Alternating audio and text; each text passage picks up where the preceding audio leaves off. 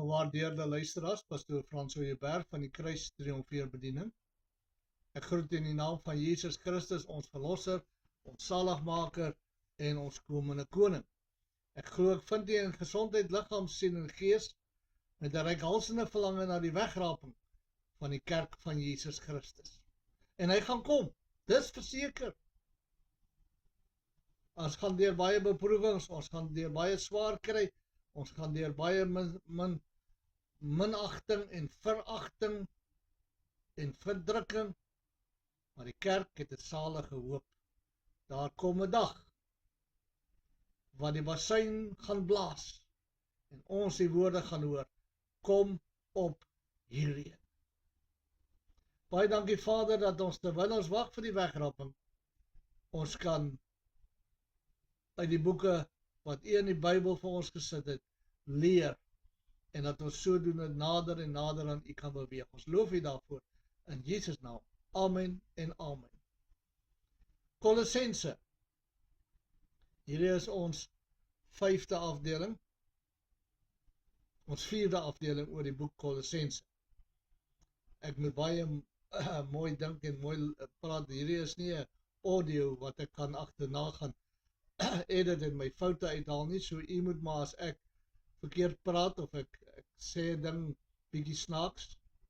Maar onthou, ek is 'n mens soos u en ek maak ook foute. Kom ons lees Kolossense. Ek het vir u laas gesê ons gaan ophou by ons gaan hierdie week begin by vers 7. Soos julle ook geleer het van Epafras, ons geliefde medediensknegt wat 'n getroue dienaar vir Christus is. Kom ons lees net vers 6 ook. Want ek het gaan kyk en ek het gesien dat die vorige video, die laaste stukkie, het nie klank nie. Kom ons, soos hulle nou sal sê, backpedal 'n bietjie. Vers 6 sê, wat julle sowel as die hele wêreld bereik het, en dit dra vrug. Kom ons lees vers 5, vanweë die hoop wat vir julle weggelê is in die hemele, waarin julle vroeër gehoor het deur die woord, waarvan julle vroeër gehoor het deur die woord van die waarheid van die evangelie. Hierdie evangelie, wat julle sowel as die hele wêreld bereik het, en dit dra vrug. Nou, ek wil hier net 'n oomblik stil staan. Die evangelie. Die evangelie is gaan en verkondig die evangelie aan alle mense, aan alle nasies. Ons opdrag is om die boodskap van versoening uit te dra, vir die mense te gaan vertel, luister sondaar, God is nie meer kwaad vir jou nie.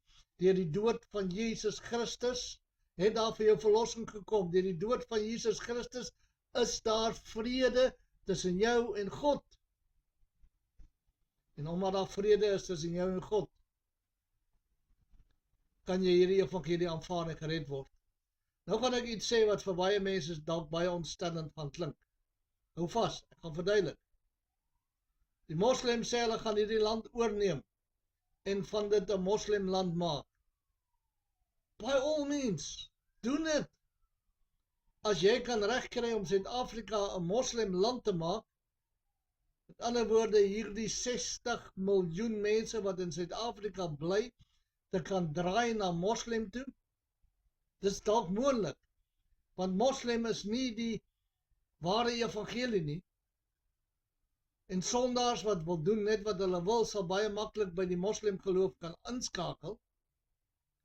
Maar nou sê jy vir my, maar nee, ons moet bid dat God herlewing stuur in Suid-Afrika.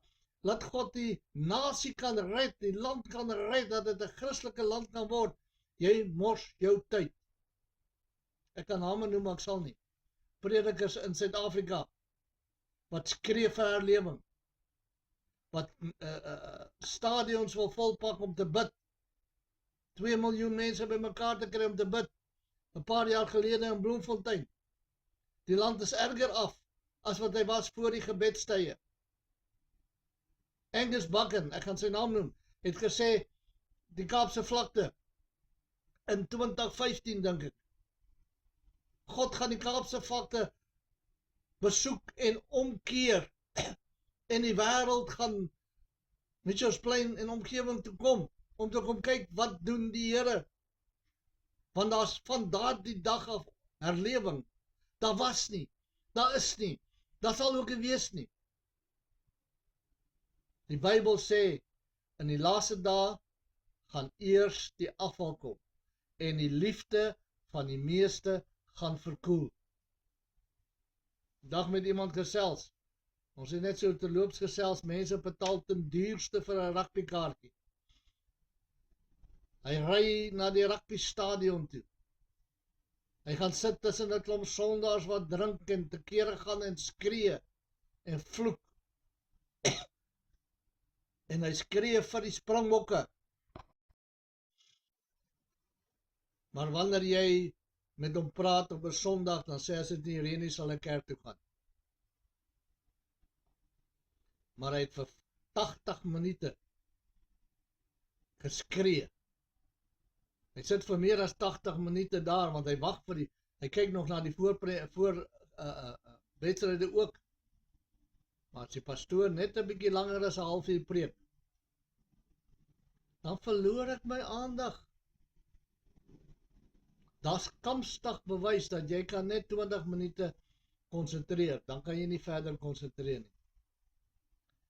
As die salwing oor 'n prediker is, en hy preek die kruis van Christus, gaan jy nie konsentrasie verloor nie. Want daai boodskap gaan jou in die hart ruk. Terug te kom na my punt, die moslems kan die land maar vat.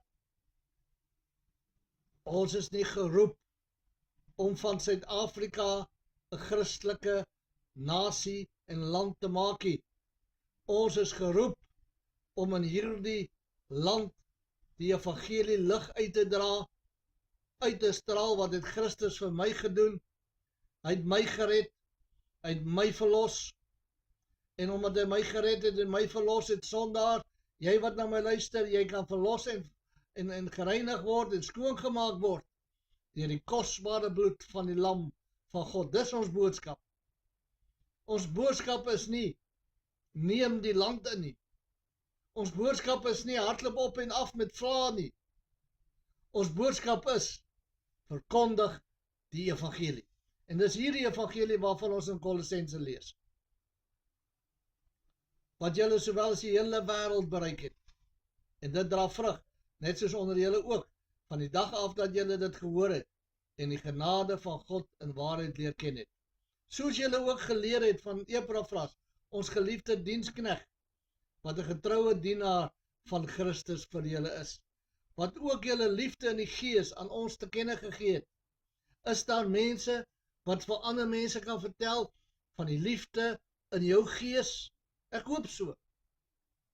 Ek glo dat baie dinge wat ek sê, wat vermaanend is, vir jou nie op jou van toepassing is nie, maar vir jou sal inspireer om dit wat ek preek met ander mense te deel. Dis waaroor dit gaan. Dis hoekom ons hierdie uitsendings doen. Dis hoekom ons die artikels plaas. Dis hoekom ek die boeke skryf. Is nie om pastoor François Joubert se naam te verlig nie. Nie om hierdie bediening groter te maak dat ons meer geld kry nie. Ons kry in elk geval nie geld uit hierdie bediening nie. Ek het my eie werk, ek sorg vir myself.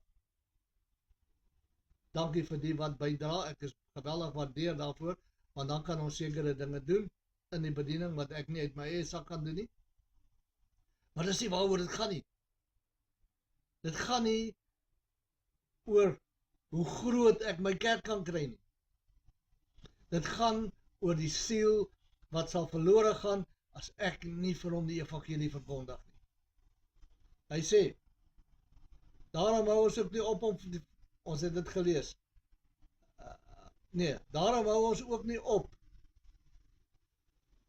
van die dag af dat ons dit gehoor het, van julle liefde en julle gesindheid in die gees, om vir julle te bid, en te vra dat julle vervul mag word met die kennis van sy wil, in alle wysheid en geestelike insig. Sodat, hoekom bid hy? Hoekom bid hy hierdie dinge? Hoekom bid ek dit vir jou? Julle wat na my luister, op Facebook, op die groepe. Hoekom bid ek wat Paulus bid? Hy sê, daarom hou ons ook nie op nie. Ek staan in die oggende, en mense ek roem nie, ek wil net vir julle sê, ek staan in die oggende 4:30 op. Elke oggend. Saterdag, Sondag ingesluit, staan ek 4:30 op. Dis my gebedstyd. En elke oggend lê ek my hande op my laptop. En ek bid vir die mense wat na my luister op Facebook. Dat God hulle insig sal gee. En die evangelie sal in die harte inpenetreer. Ek bid vir die WhatsApp groepe. Elke oggend. Hoekom? Sodat julle meer van my moet hou. Nee, mag die Here verhoed dat so iets moet gebeur. Ek is soos Paulus, om vir julle te bid en te vra dat julle vervul mag word met die kennis van sy wil in alle wysheid en geestelike insig. Dis my begeerte. Ek sit nie 'n artikel op die groep, of ek plaas hierdie boodskap wat ek nou preek, op die groep, omdat jy niks het om te doen nie. Ek plaas dit ook nie op die groep, omdat ek dink dat jou pastoor nie vir jou kan leer nie.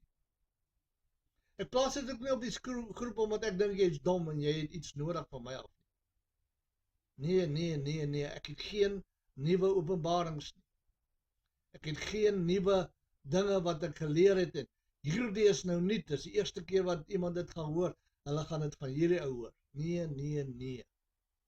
Ons is daar, om mekaar by te staan, in ons allerheiligste geloof. En ek doen dit, sodat jy, wat na my luister, wat lees, vervul mag word, met die kennis van sy wil, in alle wysheid, en geestelike insig. Sodat julle, en hier kom die crux of the matter, soos hulle dit sê, sodat julle waardiglik voor die Here mag wandel. Hoeveel kinders van die Here ken jy wat nie waardig wandel voor die Here nie? Hoeveel kinders ken jy, kinders van die Here, in wie se geselskap jy nie graag wil wees nie? Want hulle taalgebruik is terbaal. Dan preek hulle teen sonde, hulle preek teen dit, hulle preek teen die ander. Maar wanneer hulle mond oopgaan, dan is dit die vuilste woorde wat uitkom. Of, hy is 'n kind van die Here, maar ek sal nie saam met hom dorp toe gaan nie, want ek kan hom baie wangedra in die dorp. Ek hoop jy ken hulle nie. Ek ken hulle ongelukkig. Ek weet van hulle. En die rede hoekom ons preek, die rede hoekom ek nie omgee dat Suid-Afrika 'n moslimland word nie, is want daar's duisende moslems wat tot bekering kom en die Here begin dien. So maak nie saak, hy kan moslimland wees, of 'n boeddhistiese land, of 'n hindoeïsme land, of wat ook al. Want het gaan nie oor die land nie, het gaan nie oor die individueel wat gered moet word, wat in die hart gegryp moet word.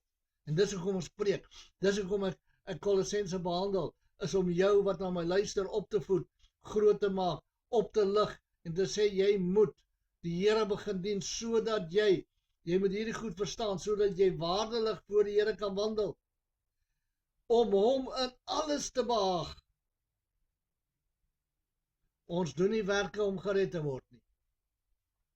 Ons doen werke omdat ons gered is, sodat jy waardelik voor die Here mag wandel, en hom in alles mag behaag, en julle in elke goeie werk vrug mag dra, in die kennis van God mag groei. Nou ek gaan daar ophou, ek gaan nie lank meer hierdie boodskappe baie lank maak nie. Ons kan liewerste vir baie lank in die boek Kolossense bly. Maar ek wil hê dat wanneer u na my luister, dit in u binneste sal inslaan met krag en oortuiging, die rede hoekom jy kind van God is, die rede hoekom jy hierdie materiaal luister, die rede hoekom jy dit aanstuur, die rede hoekom jy met ander mense praat, Die rede hoekom jy bid en vertrou dat God die woord sal verder vat, is om om hom, is dat jy mag waardig wandel, om hom in alles te behaag. Behaag jy hom in alles? Ja, ons weet, sonder geloof kan niemand God behaag nie. Maar ons het geloof. Ons het geloof. As jy nie geloof gehad het, sou jy nie na my geluister het nie. So ons het geloof, ons behaag hom al reeds deur ons geloof. Maar wat daarna? Wat maak sy hart bly? Dat jy gedurig skinder? Dat jy kwaad praat van ander mense? Dat jy lui is in jou gebedslewe? Of as jy brandend is in jou wese? Die Here Jesus Christus gaan terugkom. Ek kan uitroep, Maranatha. Jesus kom weer. Maak dit jou opgewonde. En wandel jy waardig. En dra jy vrug. In elke goeie werk. Baie dankie Vader, dat die Heilige Gees ons help. Om waardig te wandel, dat die Heilige Gees ons help. Om altyd vrug te dra in goeie werke. Ons loof U daarvoor in Jesus naam. Amen en amen. Gaan en oordenk wat ek vandag vir U gesê het. Ek het nie veroordelend gepraat nie, ek praat uit die liefde van my hart. Dis waaroor my bediening gaan. En ek is nie 'n Jimmy Swaggart nie. Ek is nie een van hierdie groot predikers wat fenomenaal kan preek nie. Ek is net 'n boodskapdraer. Maar ek bid vir jou elke oggend. 4:30 in die oggend, dan staan ek op en ek lees my Bybel en ek bid vir jou, sodat jy waardig mag wandel en hom mag behaag. Verskoning, gaan en lewe die lewe wat hy wil hê jy moet lewe. Tot ons weer gesels. In Jesus naam. Amen en amen.